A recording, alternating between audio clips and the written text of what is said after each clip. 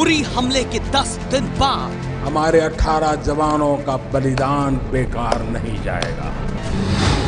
LOC पार भारत का surgical attack. भारतीय सेना ने सर्जिकल स्ट्राइक्स कल उन लॉन्च पैड्स के ऊपर किए हैं।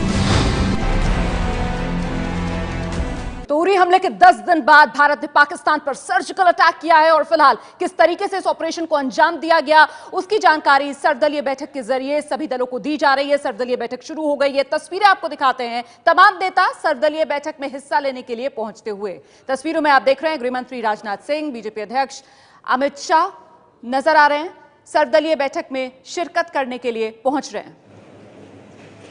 रक्षा मंत्री मनोहर पर्रिकर यहां पर इस पूरे सर्जिकल ऑपरेशन का ब्यौरा पेश करेंगे। डीजीएमओ यहां पर मौजूद रहेंगे और किस तरीके से भारत ने इस सर्जिकल ऑपरेशन में बड़ी कामयाबी हासिल की उसका ब्यौरा यहां पर दिया जाएगा। फिलहाल हम सीधे रुख करते हैं। बीजेपी के प्रवक्ता संबित पात्रा हमारे साथ मौजूद हैं। संबित, उरी का बदला पूरा हो गया? देखिए रोमाना जी, आज का दिन action speaks louder than words मैं कहूंगा, और बदला जैसे शब्द और ये कहना कि हमने बदला ले लिया ये उचित नहीं होगा। बहुत संयमित भाषा की आवश्यकता है और मैं उसी संयम में कहूंगा कि आतंकवाद को खात्मा करने का, आतंकवाद को मिटाने का जो मोदी सरकार का निर्णय था, जो रिजॉल्व था, जो प्रतिज्ञा थी, उस डायरेक्शन में, उस दिशा में बढ़ते हुए ये सरकार नजर आई है। पहली बात तो है इंडियन आर्मी के जो हमारे जवान हैं, इंडियन आर्मी की जो जांबाजी है उसको हम सब सलाम करते हैं। प्रधानमंत्री नरेंद्र मोदी की जो पॉलिटिकल विलिंगनेस है, जो राजनीतिक इच्छा शक्ति है, उसको भी सलाम करते हैं, क्योंकि ये जो कॉम्बिनेशन होता है कि हमारी आर्मी की साहस, हमारी आर्मी की ताकत और राजनीतिक इच्छा शक्ति, जब ये दोनों मिलते हैं तभी जाके ऐसा स्ट्राइक, सर्जिकल स्ट्राइक संभव होता है। तो आज वो काम हुआ है। पहले आतंकवादी हमले होते थे तो आतंकवादियों को बाद में खोजा जाता था या तो उसी समय मार गिराया जाता था। आज एक बहुत बड़ा आतंकवादी हमला होने से रोका गया है। जिस प्रकार से हमने देखा कि डीजीएमओ ने अपने प्रेस कॉन्फ्रेंस में कहा कि लॉन्च पैड में आतंकवादी इकट्ठे हुए थे, ये इंडिया में इन्फिल्ट्रेट करके आते, एलओसी क्रॉस करके आते, उसके बाद इंडिया में अपना निशाना बनाते ये आतंकवाद के माध्यम से, उसको रोकने का जो सफलतम प्रयास किया गया है, उसके लिए इंडियन आर्मी और प्रधानमंत्री नरेंद्र मोदी जी को सैल्यूट है। बिल्कुल संबित पात्रा, पूरा देश इस वक्त मोदी सरकार को बधाई दे रहा है। जिस तरीके से पीओके में घुसकर आतंकवाद के इन ठिकानों को नेस्त नाबूद किया गया, इन आतंकवादियों को मार गिराया गया, लेकिन अब देशवासियों के मन में सवाल ये कि आगे पाकिस्तान को कैसे सबक सिखाया जाएगा। नहीं, ये प्रश्न तो वाजिब है, मगर देखिए जैसे हम हमेशा कहते हैं कि कोवर्ट ऑपरेशन हो या ओवर्ट ऑपरेशन, इसको तो हम टीवी पे डिस्कशन भी नहीं कर सकते हैं। प्रवक्ता के नाते आर्मी या हमारी सरकार ये हमसे शेयर भी नहीं करती है और करना भी नहीं चाहिए। स्वाभाविक है, आज सरकार ने, आज हमारे इंडियन आर्मी ने ये दिखाया है कि जहां तक राष्ट्रीय सुरक्षा का विषय है, नेशनल सिक्योरिटी का इश्यू है, यह सरकार और इंडियन आर्मी इसे हल्के तरीके से बिल्कुल नहीं बर्दाश्त करने वाली है। और मुझे लगता है हिंदुस्तान और पाकिस्तान को लेकर जहां तक आतंकवाद का विषय था, जो आतंकवाद का द्वंद्व था, उस युद्ध में आज एक नई कहानी के साथ पूरा विषय पुनः आरंभ किया गया है।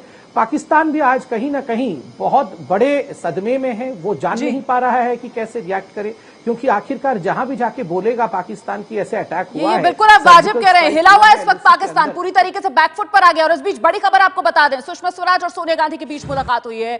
किस तरीके से इस पूरे ऑपरेशन को अंजाम दिया गया, इस सिलसिले में विदेश मंत्री सुषमा स्वराज ने सोनिया गांधी से मुलाकात की। हमले के बारे में सोनिया गांधी को जानकारी दी विदेश मंत्री सुषमा स्वराज ने। हम सरकार के साथ, कांग्रेस की तरफ से पहले ही यह बयान सामने आ गया था। सोनिया गांधी ने खुद यह बात कही कि हर कदम पर मोदी सरकार के साथ है कांग्रेस पार्टी। संबित पात्रा लगातार हमारे साथ बने हुए। संबित, जो बात आप कह रहे हैं, लेकिन अब बड़ा सवाल यह कि देश की अगर बात की जाए तो हर राजनीतिक दल की तरफ से पूरा समर्थन मोदी सरकार को मिलता हुआ नजर आ रहा है। ऐसे में पाकिस्तान का जो रवैया है कि वो अभी भी कहीं ना कहीं इस बात को मानने के लिए तैयार ही नहीं है कि उसकी जमीन पर आतंकवाद पनप रहा था, आतंकवादियों को सर्जिकल अटैक करके नेस्तो नाबूद किया गया। क्या आगे आपको लगता है युद्ध के आसार? देखिए रोमाना जी, पहली बात तो मैं सभी राजनीतिक दलों का धन्यवाद करना चाहूंगा, और यही हिंदुस्तान की एक खासियत है कि चाहे हम घरेलू राजनीति में कितनी भी टेलीविजन चैनल्स पे बैठकर हम लड़ सकते हैं, हम पार्लियामेंट में एक लोकतांत्रिक बहस कर सकते हैं, वॉकआउट भी कर सकते हैं, मगर जब भी इस प्रकार की स्थिति का निर्णय हुआ है, जो भी राजनीतिक पार्टी सरकार में रही हैं और जो भी विपक्ष में रही हैं, सब एकजुट होकर, एक मत होकर आगे बढ़ते हैं। और आज उसी का उदाहरण है कि सभी पॉलिटिकल पार्टीज एक मत होकर एक स्वर में बोल रही है, इसका साधुवाद। दूसरी बात, जहां तक पाकिस्तान का सवाल है, देखिए पाकिस्तान के पास क्या ऑप्शन है।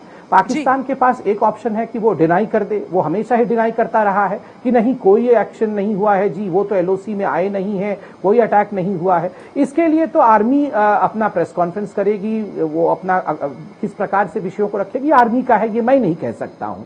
मगर पाकिस्तान अगर इस विषय को लेकर इंटरनेशनल कम्युनिटी में जाता है तो क्या कहेगा कि आतंकवादियों को मार दिया। ऐसा कहेगा तो पाकिस्तान अपने आप को और ज्यादा एक्सपोज करेगा। आज पाकिस्तान एक ऐसे सिचुएशन में है, ना तो निगलते बन रहा है और ना तो उससे उगलते बन रहा है। देखिए जिस प्रकार डीप एलओसी में घुसकर पीओके में ये सर्जिकल स्ट्राइक हुआ है, ये अपने आप में हिंदुस्तान का एक बहुत बहुत शुक्रिया संबित पात्रा आपका पूरी बात रखने के लिए। और इसी वजह से हम कह रहे हैं कि मोदी ने पाकिस्तान को हिला दिया और साथ ही साथ उरी का बदला पूरा किया। शहादत जो जवानों की हुई थी, उस शहादत को जाया नहीं जाने दिया जाएगा, यह बड़ा संदेश प्रधानमंत्री नरेंद्र मोदी ने देश को दिया है।